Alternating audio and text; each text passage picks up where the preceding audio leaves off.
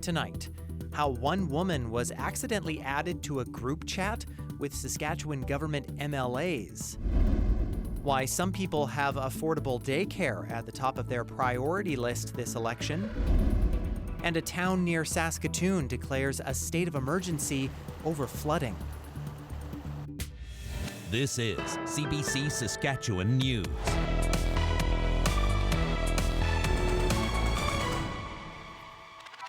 It is Monday, April 14th, and the CBC Saskatchewan News starts right now.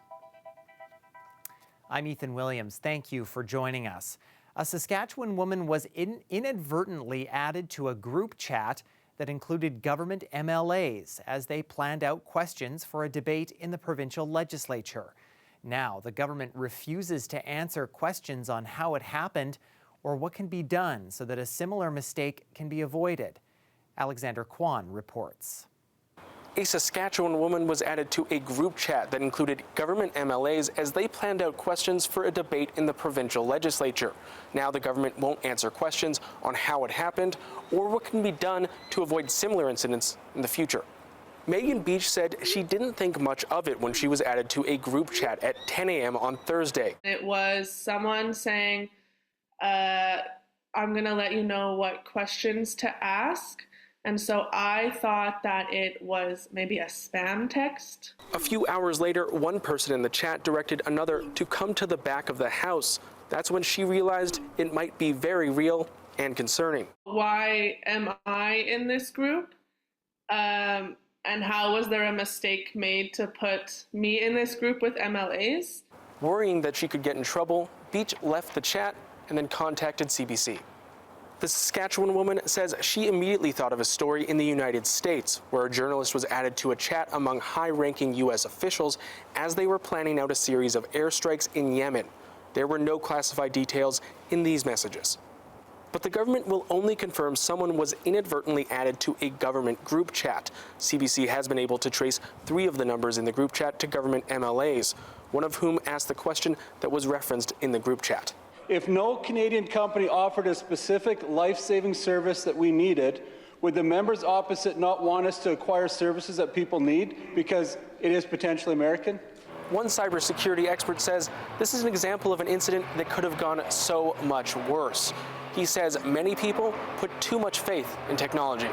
We're seeing individuals being added to group chats who should not be added. We're seeing content continuously being leaked, and that poses a risk, especially to our elected officials. Beach hopes that MLAs are a little bit more careful with who they text in the future. Alexander Kwan, CBC News, Regina. The new Regina Breast Health Centre will officially open its doors to patients next week. The province says the centre will provide a variety of services, including diagnostic imaging, biopsies, and specialist consultations. It is also expected to provide on-site post-treatment therapies and rehabilitation. The Minister of Health says 13 healthcare workers are now working at the new Albert Street Centre. I think having something that's outside of a hospital setting under one roof to streamline that patient experience is so important. I mean, we're talking about women in the province who are receiving some very difficult news. Meanwhile, the Saskatchewan NDP says leaked messages reveal the Sask party broke a key election promise in regards to the new centre. That's because staff from existing health facilities have been redeployed to work there. The province had previously said it would hire new healthcare workers for the facility. Cockrell confirmed that 4 staffers are being reassigned from the Breast Assessment Centre at Pasqua Hospital.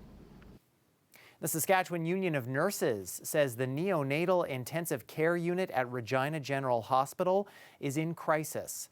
The union says the allegation comes from an email sent by an anonymous staffer who works in the unit. The email says the unit has been operating over capacity for weeks. It claims staff are working overtime and the typical 1-to-1 nurse-to-patient ratio is being missed, putting patients at risk.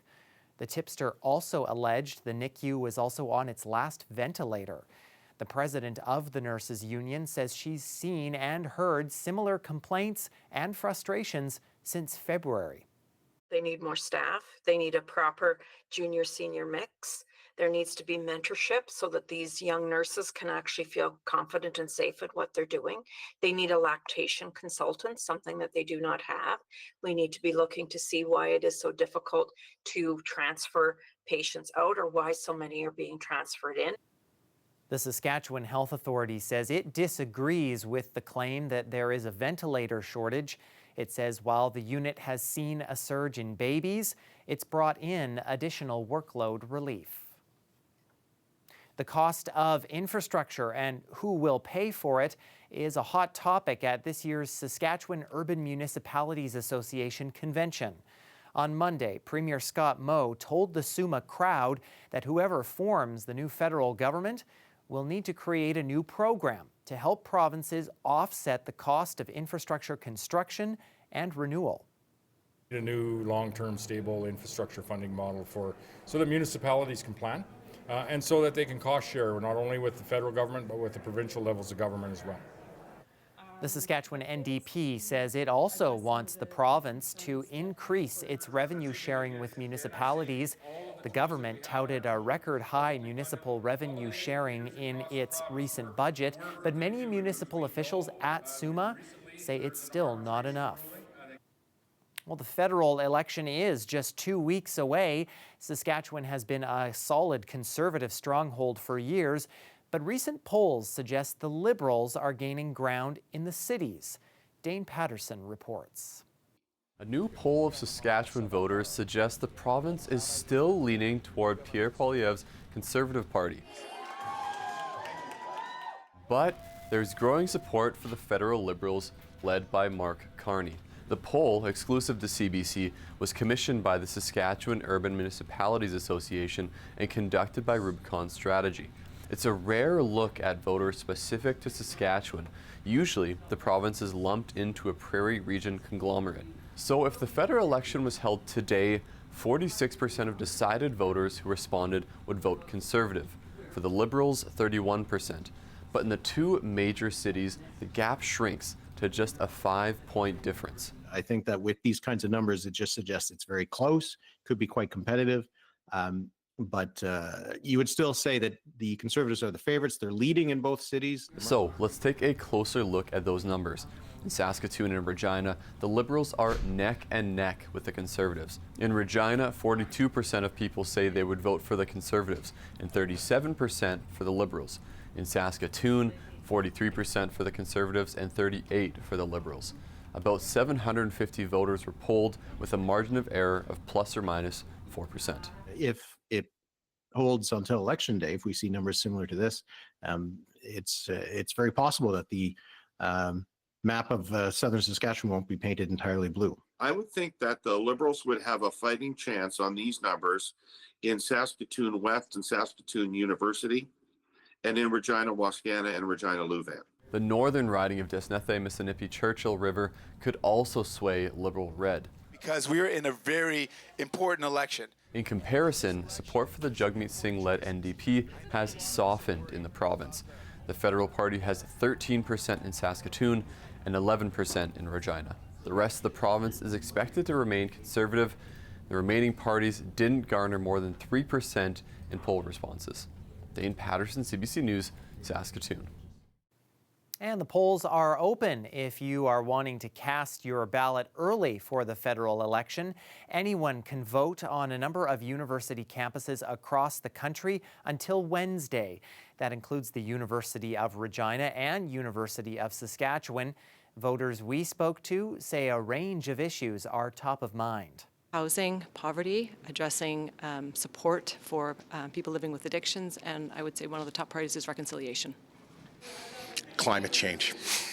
It's not being addressed enough.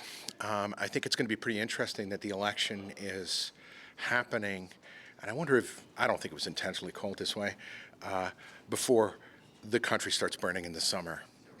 Like, seriously, man, I mean, that is a massive concern, and it is driving so much that is going on in the world right now. And if you want to vote, make sure you bring your ID with you. Polls are open from 9 a.m. until 9 p.m. At the U of R, voting takes place in the College West building, and at the U of S, it is in the Roy Romano Students' Council chamber. And a reminder that the federal party leaders will debate this week, both in English and French. You can watch the English debate on CBC on Thursday, starting at 5 p.m. local time. It'll be broadcast live on CBC TV, CBC News Network, and anywhere you stream CBC News. Well, as the last of the snow melts, water levels are going up in spots across the province. Doesn't seem to be bothering these pooches in Regina, though, who are taking a quick splash. A bit later in the show, we'll tell you about one Saskatchewan community facing the threat of more significant flooding. But before that, we'll find out if there is more of this warm weather in store. Stay with us. I'll have a look at the forecast when we come back.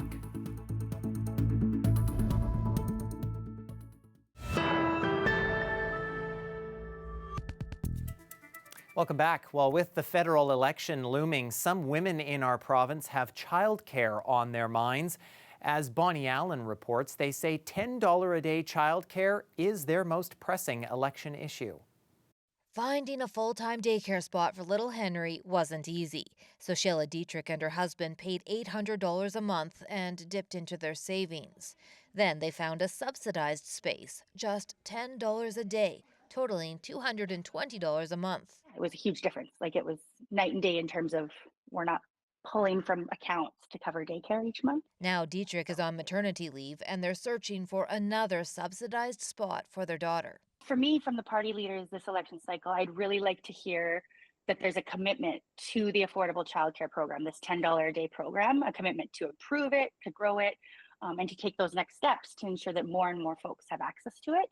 The program, launched by the Liberals, supported by the NDP, is supposed to add 250,000 affordable spaces and cut costs to $10 a day.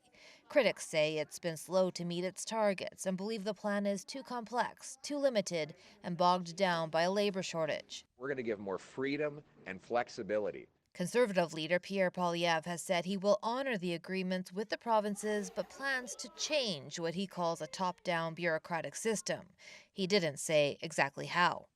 Cassidy Vaughn wants to have a second child but says it's a scary prospect if she can't rely on $10 a day daycare. If we were to have another child and we were up to 2 kids, we would end up hopefully paying about $440 a month versus upwards of $1,200 a month. And that's a huge, huge difference. You know, that's a mortgage payment or, you know, it's just car payments. It's a lot. Both Vaughn and Dietrich say the program may not be perfect, but it should be improved, not replaced. I'm open to hearing that they're committed to affordable childcare, but I want to hear that they're committed to $10 a day childcare and this specific program and improving it and growing it, because I don't want us to be starting over. I don't think we need to start over. And I think parents and moms and women and children, we can't afford to start over. We need to keep moving forward with this. Dietrich says any investment in affordable childcare is also an investment in the local economy and empowering for women. Bonnie Allen, CBC News, Swift Current.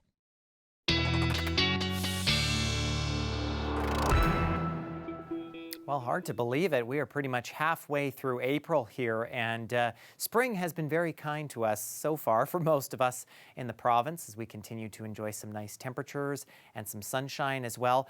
But it hasn't been all sunshine and rainbows. We have seen some bumps here and there. And in fact, just this past weekend, we saw a weather system moving through the province that brought some rain to many locations. That is good news, though. We do need it. It is still quite dry, especially in south and central portions of the province. So this laid the ground for some good moisture as we get into seeding here coming up for the farmers. And a lot of locations, especially the further south you went in the Weyburn and Estevan area, over 20 millimeters being reported. Just across the border in Crosby, North Dakota, near 25 millimeters. And near kind of closer to the southwestern part of the province, we saw about 4 or 5 millimeters there in the Shaunavon area.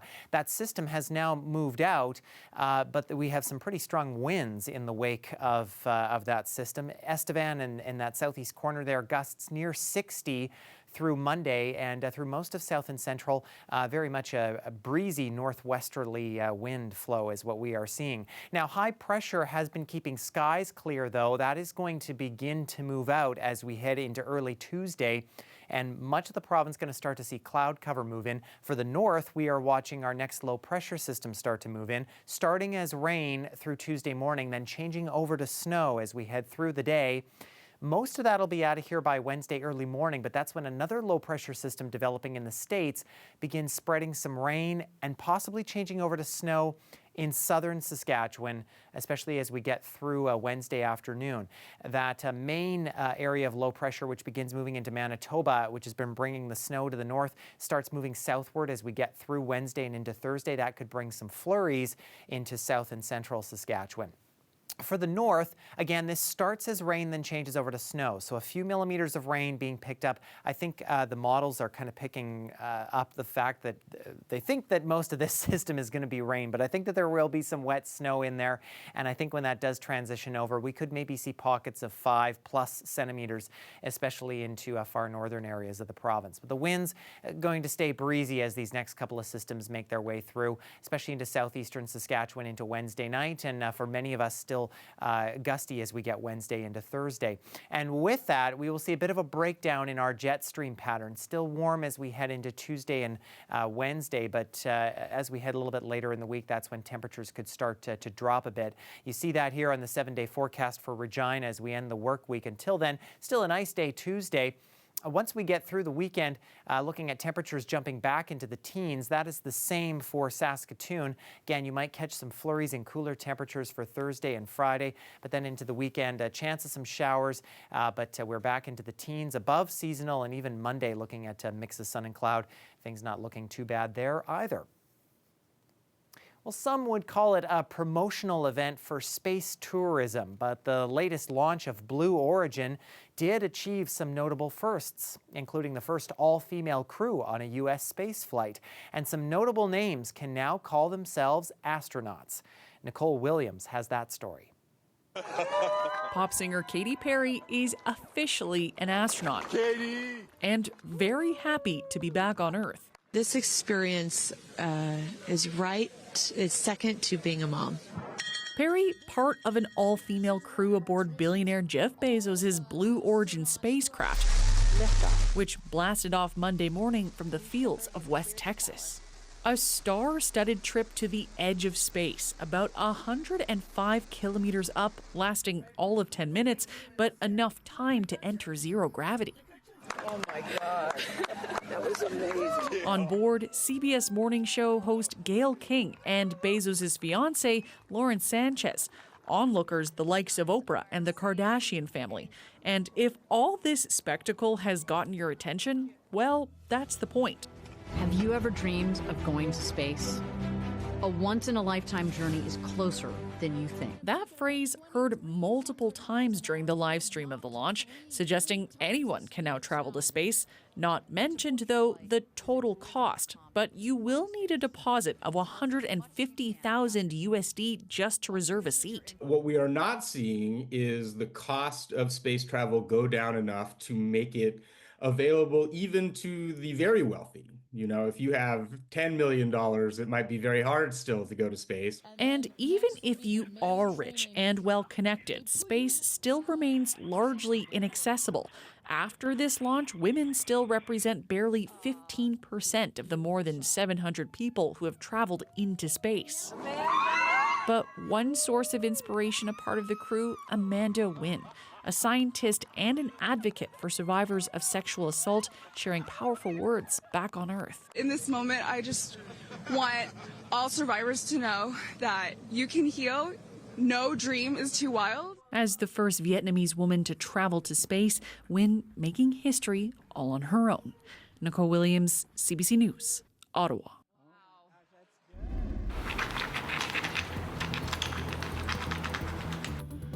Well, if you thought you've seen all kinds of Easter traditions, this one from Bosnia really nails it.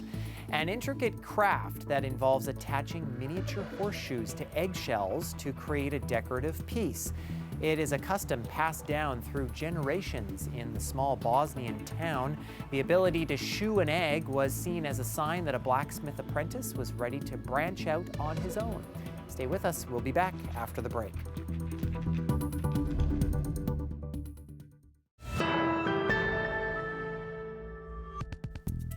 Some quick work by town and RM crews in Aberdeen seems to have averted some major flooding.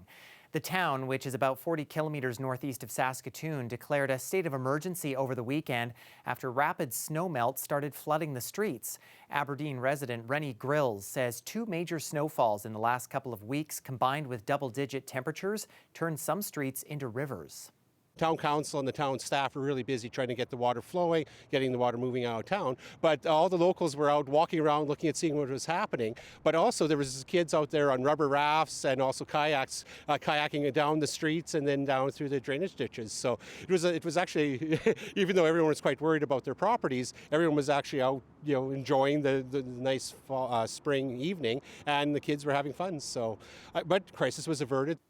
The mayor of Aberdeen tells us the water has drained from all the streets. He also says most of the roads that were damaged have been repaired to allow traffic to continue both ways.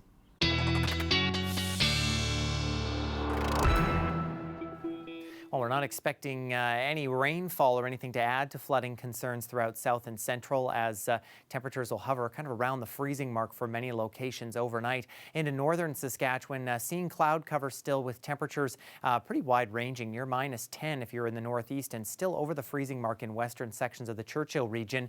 But of course, that cloud cover means that we are watching the beginnings of that weather system moving in tomorrow through much of the north, starting as rain in western sections, then beginning to change over to snow as that moves eastward through the afternoon, as temperatures mostly remain sort of around the freezing mark, especially in the far north. For south and central, we'll catch some passing cloud cover as a result of that into the afternoon hours, but once that clears away, we're expecting temperatures to jump up once again into the upper teens and possibly near 20 degrees for many locations. So looking for another nice day once more for many of us.